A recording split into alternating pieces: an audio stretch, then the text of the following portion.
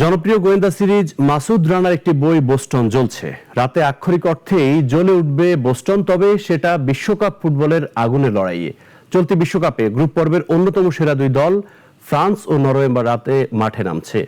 রাত 1টায় শুরু হবে খেলা। দলীয় লড়াই ছাপিয়ে যা বর্তমান সময়ের সেরা দুই তারকা এমবাপ্পে ও হালান্ডের ব্যক্তিগত লড়াইও। চলতি বিশ্বকাপে গ্রুপ পর্বে ম্যাচ মোট ৭২টা, তবে বাকি ৭১টা ম্যাচের চেয়ে ফ্রান্স নরওয়ে লড়াইটা সব দিক থেকেই আলাদা।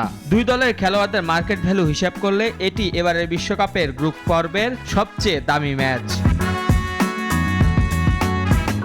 এই গ্রুপ থেকে ইতিমধ্যে ফ্রান্স ও নরওয়ে দুই দলই নিশ্চিত করেছে নকআউট রাউন্ড, তাই এই ম্যাচটা দুই দলের গ্রুপ সেরা হওয়ার লড়াই। তবে সেই লড়াই ছাপিয়ে সমর্থকদের চোখ আর্লিং হল্যান্ড আর কিলিয়ান এমবাপ্পের ব্যক্তিগত দ্বৈরথের দিকে।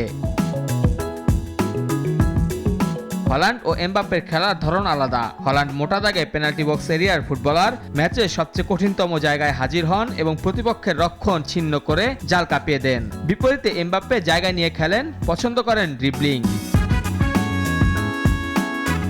চলমান বিশ্বকাপে গোল্ডেন বুটের লড়াইয়ে দুজনেই বড় দাবিদার। দুজনেই দুটি করে ম্যাচ খেলে ইতিমধ্যে গোল করেছেন 4টি করে। এছাড়া ইউরোপীয় ফুটবলের মঞ্চে এই দুই ফুটবলারের লড়াই চলে প্রতিনিয়ত।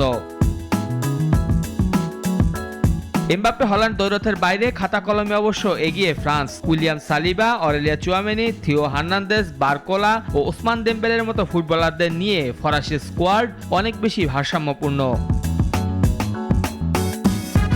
তবে নরওয়ের আছে মার্টিন ওডেগার্ডের সৃজনশীলতা, আলেকজান্ডার সোরলথের আক্রমণ ভাগের উপস্থিতি এবং ভয়ঙ্কর দ্রুতগতির কাউন্টার অ্যাটাক, যা যে কোনো দলকে বেকায়দায় ফেলতে পারে।